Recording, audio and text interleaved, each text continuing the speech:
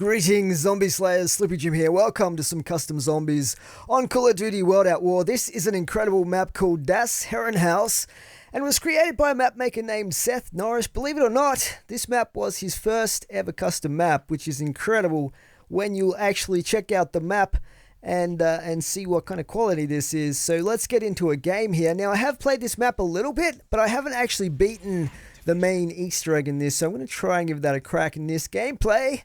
And I know the first few steps, but we'll have to work out the rest as we go.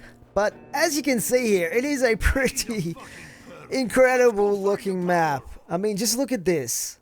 The ceiling, everything. Like, it's just got incredible attention to detail. Like, even the areas outside the map, like we got these paintings here, through here we got all this furniture and stuff. And like, it's just incredible how much time and effort he must have put into detailing this map. And like, yeah, even the areas outside the playable area in this map are way more detailed than even a lot of regular old school custom maps are in their in the main map. So great job. But yeah, we got pictures here and stuff like that. Like, it's pretty legit looking. But there's a backstory to this map as well, just in case you're wondering like what the Herrenhaus is and everything like that. Which I'll explain in a second. Let's just finish off the last couple of zombies here. So basically, let's kill this guy. Basically, the setting is it's the last days of World War II. A British paratrooper unit was sent to a remote place near the Rhine. What was told to the soldiers was that they were going to set free a boarding school ruled by a Nazi officer who was a member of Group 935. His name was Dr. Hermann Schuster. However, the destiny of that unit remains untold, and 2 months later, when the war was finished, the strange place was closed and abandoned. Where you going, zombie? I thought grace shortage was over.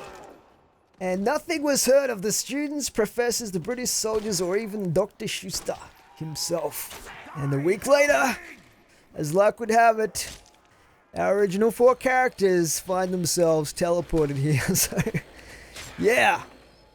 It's pretty cool backstory, but it gets even better than that. I'm not going to ruin anything for you guys that haven't seen this map yet, but it's a very cool. It's very cool. Okay, so I'm just trying to maximize the points here with the old shoot stab here on round 2. And yeah, it's really weird coming and playing World at War, because I have been been putting some. Check out that grandfather clock. That's pretty cool. Like, he uses the chime of the grandfather clock for the end of the round music, which is a pretty nice touch. Okay, let's move through here. Yeah, that's Dr. Schuster there. And what was I going to say? Yeah, it feels really weird because I've been playing so much Black Ops 3 zombies.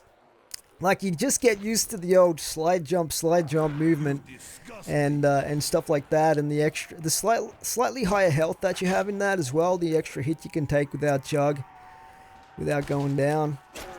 It's weird how you get used to that and then you come back to World at War and it feels really dated, like the engine in this. So it'll be amazing when we get headless zombies, round 3, World at War, classic mechanic. Sometimes I like to just see how many headless zombies I can get walking around at once. Like, I think about 4. Unless you get them, unless you like pop their heads super fast. Let's go down here. So we'll try and find the power switch. Open this very expensive door. I'm not sure why that one's 2,000. Always get a little bit of lag coming into this room for some reason. And the box is normally down here for us as well. So unfortunately, and there's like a furnace in here with like bodies. That is just super gruesome. Yeah, but we should be pretty good. Let's turn the switch on. And sometimes back here, yep, here's a part. We'll grab that. So you can build the zombie shield in this map, which is really cool. Definitely helps with the grubby old World at War zombies. Yeah, but it's going to be amazing when they start making Black Ops 3 custom maps. I mean, with the new mechanics, like the movement and everything like that, not to mention the weapons, it's just everything is gonna be awesome. Like, if you haven't got a PC yet, guys, for gaming and you're into zombies, you really should consider getting one for custom Black Ops 3 zombies. Let's just hook up the teleporter. A lot of people are like wishfully thinking that they're going to release some of the maps on console, but I am 99% certain that will never happen because of licensing and all the expansion and the legal issues that would cause for Treyarch. So, I definitely wouldn't expect that to ever happen. Should we get this? Let's go the STG for a bit. Yeah, but I mean, PC is awesome anyway. Like, it's actually easier to play with mouse and keyboard. I find it way easier to play zombies with mouse and keyboard. If I was ever going for like a world record again or something like that, from a gameplay perspective, I would attempt it on. Let's just hook that up. Gotta be careful here. I would attempt it on PC, except for the fact that, believe it or not, the PC, or at least my PC, seems to crash before my console does. At least the Xbox 360. So, yeah, go figure. I actually thought it would be different. I thought it would be the opposite of that. Just get some knife kills here. Plus, I guess it's going to be interesting to see how, because I imagine that the custom zombies won't take into account all your ranked up guns and stuff like that, because it's got to be offline mode, right? Because it's a mod. So unless the map makers like automatically give you the highest rank and stuff like that for the guns and unlock all that stuff. Plus, just imagine the custom gobble gums and stuff we're going to get. It's going to be epic. Yeah, I'm super excited about that, but we still got quite a while to wait. So it's amazing that a map like this can come out for Old World at War. That is still an amazing experience on the old game. It's going to kind of be sad when we do get all the custom maps coming out on Black Ops 3, because I have a lot of, affection for World at War. So there's some stuff here that we got to deal with later, like chests to fill and everything. Let's open this up. So through here we should have Jug. And I haven't got enough though. This one here, this door here, you need to open up. Die zombie, we might try and camp here a little bit. Still got the STG, so we should be okay. Yeah, there's a bunch of traps in this map as well. One pretty cool custom trap. And the usual electric and turret traps. But there's not too many areas where you can run trains in this map. There's a few super tight areas. And there's a couple of little areas that you can camp in, like this one, but it gets pretty hectic in the higher rounds, that's for sure. Along with everything else that happens. But basically I'm going to be getting like some perks and stuff like that here to begin with. Let's try and... I'm going to have to use the STG. Really need speed cola at some point. I'm not a huge fan of the STG. Like, some players really like the STG, but I way prefer the Thompson. I wish he'd put the Thompson on the wall in this map, but I don't think it is. Let's just get Jug. The Thompson is in the box though. This is worst vodka I ever taste. Okay. Yeah, it's like they're bringing out the old weapons, like for Advanced Warfare. They brought out the STG in the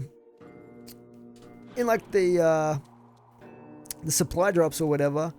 And then in Black Ops 3 they're bringing out stuff like the Garand. These are old World War II guns, but they're not even the really good ones. Like, in my opinion, the PPS-8 should have been a no-brainer. I would have reissued that a long time ago, several times. I don't know why they haven't. We can't pick that up. I think you can only carry one part at a time. So yeah, it just swaps out the original part that you were carrying. Savor my victory. This map, this version of the map is like the 1.01 or something. There's been a slight update that to fix some bugs and stuff like that, but there definitely haven't been too many major bugs that I've come across yet in this map, which is pretty good considering it's the first map that this guy's made. Let's just go down here. So we should be able to place our part on the build table in a second. Where is that zombie going? He's just running in the opposite. He's like, took one look at my M14 and ran off.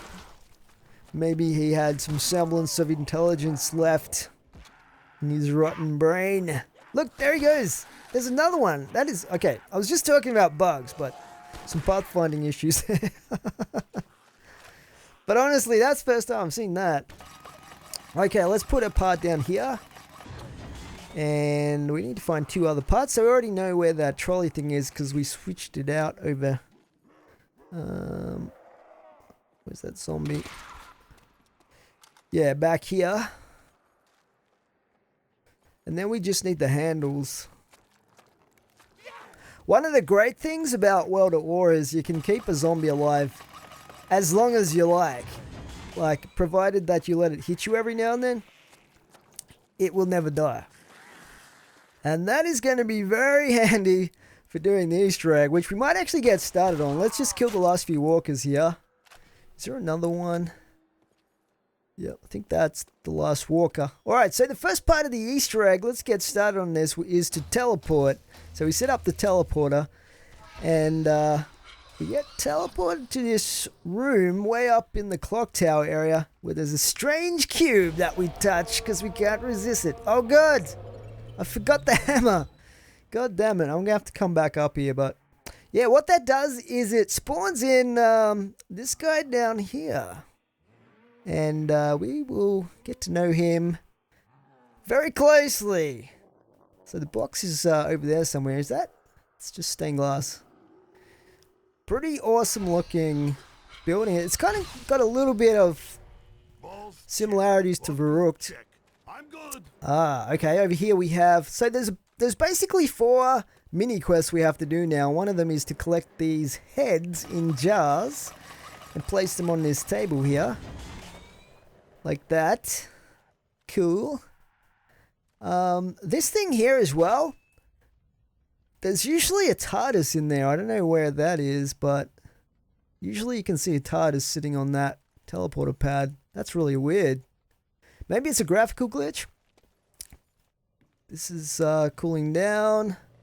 Yeah, basically, so one of the quests is to collect all of the heads in the jars. The other quest is to basically power that red button by filling the soul chests. And you can only do that once you've spawned in our friend, shall we say. Let's just hit the box here. And there's 2 other quests as well, which we'll get to eventually. Just grab the Galil. Actually, one of the other quests is to repair all of the small white buttons. Okay, here he comes. Check this out, guys. Check this out. Oh my god, it's Hitler. Hitler is a boss, a zombie boss in this game. In this map. How awesome is that? He looks super menacing as well. He just like follows you around in a really menacing manner. And if you shoot him or get too close to him, he goes crazy and does this ground pound attack, which if you're within the blast radius of it, it will steal one of your perks and does you a ton of damage. Get out of the way, crawler. Okay. Okay, we've got that. We might come back to that one because the crawler will probably get caught up to us by the time we're halfway done. Link that again. Since we have to go back, let's get the hammer. Alright, there's a switch here. Let's repair this one then. I think there's about five or so switches around the map that we have to repair. But yeah, the thing with Hitler in this map is you can't actually kill him until you complete the main Easter egg, I believe. I believe. I've never got to that point, so have to see. But I think that's the main point of the main Easter egg in this map, is to kill Hitler. I don't know what he's doing here after the war in some weird boarding house. But yeah, they forget to mention that in the storyline. You'd think it would be a fairly important plot element. I guess this is like the bunk area back here. Okay, here we go. So we have the handles for the zombie shield. MP40 on the wall, speed cooler. I really wish I had enough points to get that, but I don't. Yeah, the parts for the zombie shield spawn in. Okay, there's Hitler over there. I just have to keep an eye on where he is at. Yeah, I don't think that like burning effect really does that much damage, but it's a good way to tell how close he is. Yeah, those parts for the zombie shield, they spawn in, let's just repair this one as well. They spawn in different places every time, but there's 2 or 3 different locations they can spawn at. We'll get that built soon. So yeah, you definitely want to do this at the end of the round when you got a zombie crawler. Especially if you're playing solo. Let's get that shield built. It's a pretty cool looking shield as well. Check this out, guys. We put the last part on here. Alright, zombie shield. It's got like barbed wire and stuff going on. It's pretty cool. It absorbs a fair bit of damage. Let's just try and get past Hitler here. So yeah, if you get too close to him, he starts sprinting after you.